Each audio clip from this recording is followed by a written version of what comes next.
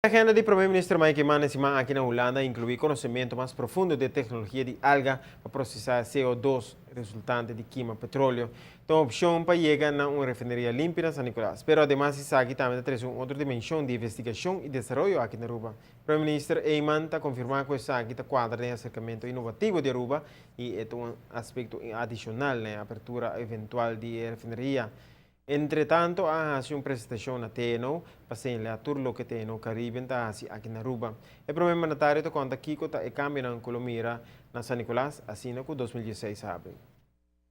É importante pensar que também está com nós atuamos com o início de outro ano e o desenvolvimento para o de brug também conhecer câmbio importante, seja durante o período de luna aqui, ora com a companhia que nos interessa, está fazendo sua investigação com a reapertura possível, se não resultar que é possível, o desenvolvimento de inteira área de refinaria de grande quantidade de outro potencial que também está mensa.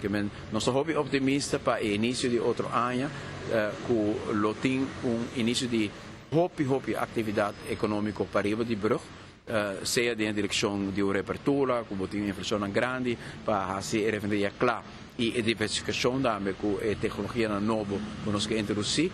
Of como também a inteira parte começar a ser área limpa e todo é outro setor que nos interessa em utilizar a mesma área aí. Pensei com que vai bem o desenvolvimento é positivo.